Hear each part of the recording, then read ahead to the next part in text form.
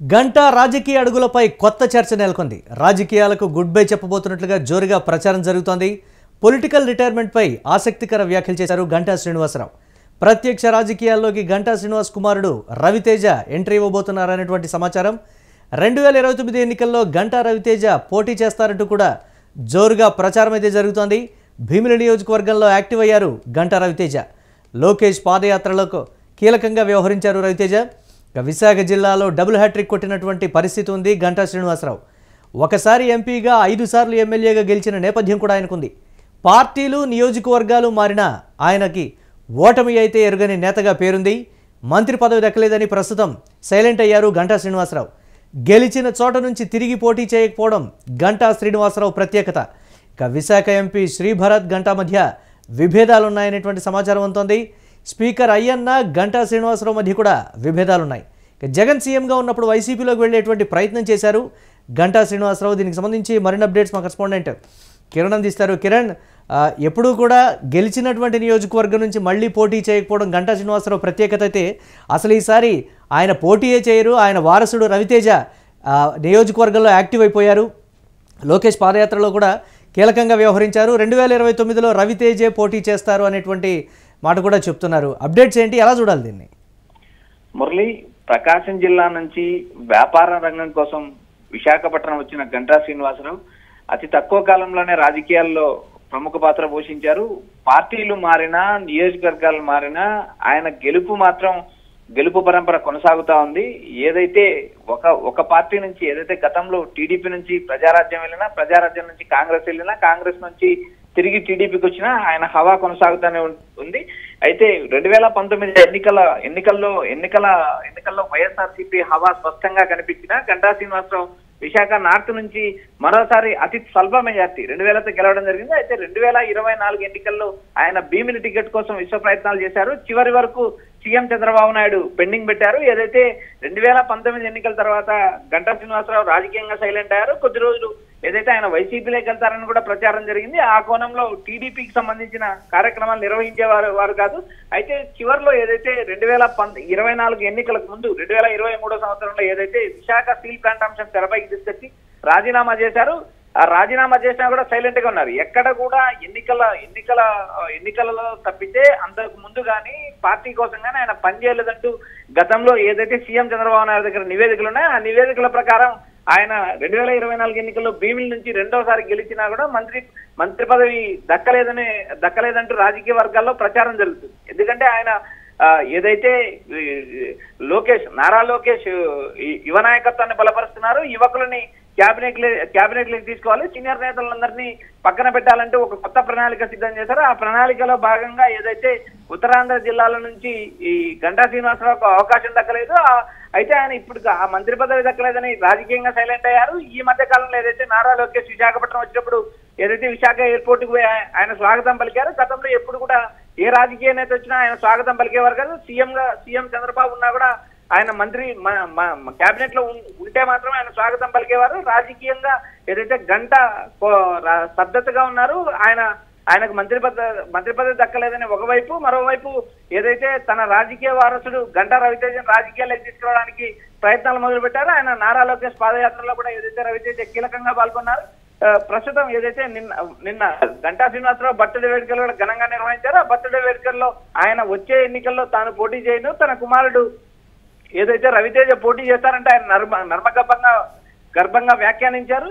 ఏదైతే తాను రాజకీయంగా రిటైర్మెంట్ అయిన తర్వాత ఏదైతే నేను విశాఖ బీచ్ లో కూర్చొని ఈ కాఫీ తాగుతూ న్యూస్ పేపర్ చదువుకోవాలనే కోరిక నాకుంది, అవి దానికి తగ్గట్టు కూడా నేను ప్లాన్ చేసుకున్నానంటే ఆయన తన సన్నిధిలో. అలాగే భరత్ అలాగే అయ్యన్న పాత్రుడితో ఉన్నటువంటి విభేదాల కారణంగానే ఆయనకి మంత్రి పదవి రాకపోవడం కావచ్చు, లేకపోతే రాజకీయ పరంగా ఇంకా రాణించేటువంటి పరిస్థితులు అంటారా? ఇతరతర చాలా వరకు కారణాలను కూడా ఆయన విశ్లేషిస్తున్నటువంటి పరిస్థితి ఉంది. అందుకే తన కుమారుణ్ణి ముందు వరుసలో పెట్టారని మరొక వర్గం చెప్పేటువంటి మరొక మాట, వచ్చే ఎన్నికల్లో తండ్రి కొడుకులు ఇద్దరూ కూడా పోటీ చేస్తారు అనేటువంటి మరొక వెర్షన్ కూడా వినిపిస్తోంది. దీని ఎలా చూడాలంటారు? మురళి, వచ్చే ఎన్నికల్లో తండ్రి కొడుకులు ఇద్దరు పోటీ చేయాలన్నా కూడా గంటా నియోజకవర్గాలు మారి గెలిచిన చరిత్ర ఉంది. కాబట్టి గంటా నియోజకవర్గం మారినా, ఏదైనా ఎంపీగా వెళ్ళినా లేదా ఎమ్మెల్యేగా వెళ్ళినా తాను ఎలా గెలవాలనే ఒక వ్యూహం సిద్ధం చేసుకుంటారు. దాని పక్కా ప్రణాళిక ప్రకారం ముందుకు వెళతారు. ఇప్పటి వరకు తాను నియోజకవర్గాలు మారినా పార్టీలు మారినా గెలుపు గుర్రం మీదనే పయనిస్తున్నారు. అయితే వచ్చే ఎన్నికల్లో ఒక కుటుంబం నుంచి రెండు సీట్లు టీడీపీ అధిష్టానం ఇస్తుందా ఇవ్వదా అనేది కూడా ఒక ప్రచారం నడుస్తుంది. ఎందుకంటే అనంతపురంలో జేసీ కుటుంబానికి ఒక టికెట్ అంటూ ప్రచారం చేశారు. అది అనంతపురం జిల్లాలో కూడా అమలు చేశారు. ఏదైతే పరిటాల సునీతకు కూడా ఎమ్మెల్యే టికెట్ ఇచ్చారు, కానీ పరిటాల శ్రీరామ్కి ఎమ్మెల్యే టికెట్ ఇచ్చిన పరిస్థితి లేదు. ఇక్కడ గంటా శ్రీనివాసరావు పరిస్థితి మనం గమనించినప్పుడు గంటా శ్రీనివాసరావు కుటుంబానికి 2 ఎమ్మెల్యే సీట్లు ఇవ్వడం సాధ్యమవుతుందా లేదా అనేది కూడా రాబోయే రోజుల్లో టీడీపీ అధిష్టానం తీసుకునే నిర్ణయం బట్టి ఉంటుంది.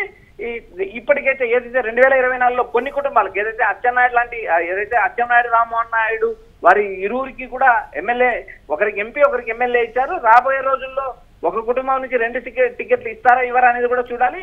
ఒకవేళ గంటా శ్రీనివాసరావు రాజకీయాల్లో కొనసాగదలుచుకుంటే ఆయనకు ఎమ్మెల్యే టికెట్ ఇవ్వడం దాదాపు అసాధ్యం అయ్యే పరిస్థితి కూడా కనిపిస్తున్నాయి. ఎందుకంటే గడ్డా రవితేజన్ ఆయన భీమిలి నియోజకవర్గం నుంచి పోటీ చేయాలని ప్రయత్నాలు చేస్తున్నారు. అయితే ఇక్కడ ఉన్న విశాఖపట్నం ఎంపీగా ఉన్న ప్రస్తుత ఎంపీగా ఉన్న శ్రీభరత్ భీమిలి నియోజకవర్గం నుంచి పోటీ చేయాలని ఇష్ట ప్రయత్నాలు చేస్తున్నారు. ఆయన బాలకృష్ణ చిన్నారుడు అందులో ఏదైతే నేరుగా సీఎం చంద్రబాబుతో నేరుగా సంబంధాలు ఉన్న వ్యక్తి, బంధుత్వం ఉన్న వ్యక్తి, ఆయన కూడా భీమిలి నియోజకవర్గంపై దృష్టి పెట్టారు. వారి ఇరువురి మధ్య విభేదాలు నడుస్తున్నాయి. గంటా శ్రీనివాసరావు నియోజకవర్గంలో జోక్యం చేసుకుంటున్నారంటే ఆయన పలుమార్లు అధిష్టానానికి ఫిర్యాదు చేశారు. ఏదైతే ఎంపీ భరత్ ఆయా నియోజకవర్గంలో ఏదైతే భీమిలి నియోజకవర్గంలో తన ఎంపీ ఫండ్స్ కూడా ఎక్కువ ఖర్చు పెడుతున్నారు.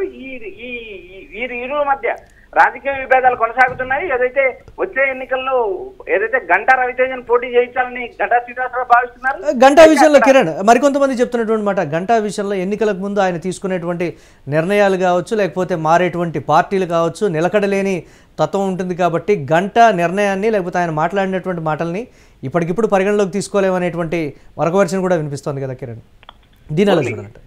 మురళి, రాజకీయాల్లో చివరి వరకు చెప్పలేం. ఎందుకంటే రాజకీయాలు ఒక్కొక్కసారి ఒక్కొక్క నిర్ణయాలు తీసుకునేలాగా ప్రభావితం చేస్తాయి. ఎందుకంటే గతంలో ఏదైతే 2014 ఎన్నికల తర్వాత ఏదైతే గంటా శ్రీనివాసరావు మంత్రి పదవి చేపట్టారు, ఆయనకు టీడీపీలో ఎనలేని గౌరవం ఉండేది. 2019 ఎన్నికల తర్వాత టీడీపీ ఓడిపోయిన తర్వాత గంటా శ్రీనివాసరావు గెలిచినా కూడా టీడీపీ అధిష్టానంతో ఆయన సఖ్యత మెయింటైన్ చేయలేదు. టీడీపీ అధిష్టానాన్ని కానీ లేదా చంద్రబాబు నాయుడు కానీ నారా లోకేష్ కానీ ఆయన పట్టించుకోలేదంటూ పలు విమర్శలు కూడా ఉన్నాయి. అయితే 2024 ఎన్నికలకు ముందు ఆయన 2019 గెలిచిన తర్వాత ఆయన పలుసార్లు పార్టీ మారాలని విశ్వ ప్రయత్నం చేశారు.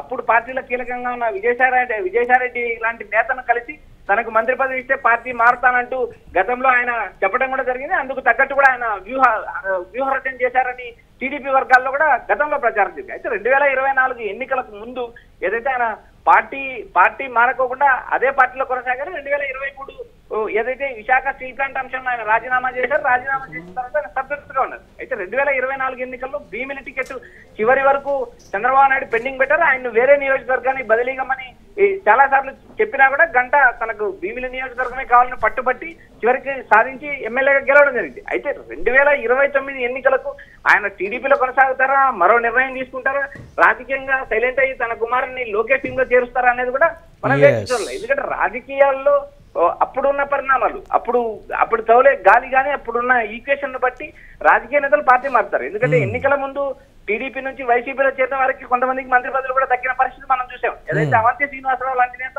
టీడీపీలో మంత్రిగా పనిచేశారు, ఆయన మంత్రిగా పనిచేశారు. ఎన్నికలకు ముందు ఏదైతే 2019 ఎన్నికల ముందు వైసీపీలో చేరారో వైసీపీలో మంత్రి పదవి సంపాదించారు. ఇలా గంటా శ్రీనివాసరావు అదే పార్టీలో ఉంటారా లేదా రాజకీయంగా పార్టీలు మారే అవకాశం ఉంది. అదేవిధంగా రాజకీయ పార్టీలు మారినా నియోజకవర్గాలు మారినా గెలుపుకరం ఎక్కుతున్న గంటా శ్రీనివాసరావు తీసుకునే నిర్ణయం భవిష్యత్తులో ఎలా ఉంటుంది అనేది మనము ఈ రోజు చెప్పే పరిస్థితి కాదు. అయితే టీడీపీ అధిష్టానంతో ఉన్న సంబంధాలు కావచ్చు లేదా తన కుమారుని నారా లోకేష్ ఏదైతే మంత్రి నారా లోకేష్ టీమ్ లో కీలకంగా ఉన్నారు కాబట్టి భవిష్యత్ రాజకీయాల దృష్ట్యా టీడీపీలో కొనసాగే అవకాశాలు కూడా ఉన్నాయంటూ రాజకీయ వర్గాల్లో ప్రచారం జరుగుతుంది. Murali, right, thanks for updates Kiran. ఇక గంటా శ్రీనివాసరావు చేసినటువంటి కామెంట్స్కి సంబంధించి రకరకాలుగా అయితే చెప్తున్నటువంటి పరిస్థితి, తన కుమారుడికి వచ్చే ఎన్నికల్లో డెఫినెట్గా భీమిలి నియోజకవర్గం నుంచి పోటీ చేయించి ఎమ్మెల్యేగా గెలిపించుకోవాలనేటువంటి కృత నిశ్చయంతో గంటా శ్రీనివాసరావు ఉన్నారనేటువంటి మాట. అలాగే రవితేజన్ కూడా పాలిటిక్స్లో కొంచెం యాక్టివ్గా చేస్తున్నారనేటువంటి వెర్షన్ అయితే వినిపిస్తోంది. ఒకసారి ఎంపీగా 5 సార్లు ఎమ్మెల్యేగా గెలిచి అన్నటువంటి ఆ చరిత్ర కూడా ఆయనకుంది. ఒకసారి గెలిచినటువంటి నియోజకవర్గం నుంచి కాకుండా మరో నియోజకవర్గం నుంచి పోటీ చేసి గెలిచేటువంటి ఒక రికార్డ్ కూడా గంటా శ్రీనివాసరావు పేరిట ఉంది. కానీ ఇప్పుడున్నటువంటి ప్రస్తుతం అయ్యన్న పాత్రుడు కావచ్చు, ఎంపీ భరత్తో ఆయనకున్నటువంటి విభేదాలు కావచ్చు, ఇతరత్ర ఏదైనా కానీ రాజకీయ పరిణామాలు జిల్లాలో చోటు చేసుకుంటున్నటువంటి పరిణామాలన్నింటినీ బేరీజ్ వేసుకుని ఆయన సైలెంట్ అయిపోయారు, మంత్రి పదవి దక్కకపోవడం అనేది. కానీ వచ్చే ఎన్నికల్లో డెఫినెట్గా తన కుమారుడు రవితేజ్ అని భీమిలి నియోజకవర్గం నుంచి పోటీ చేయించి ఎమ్మెల్యేగా గెలిపించుకోవాలని కృత నిశ్చయంతోనే ఆయన రాజకీయ అడుగులు వేస్తున్నారనేటువంటి కామెంట్స్ వినిపిస్తున్నాయి.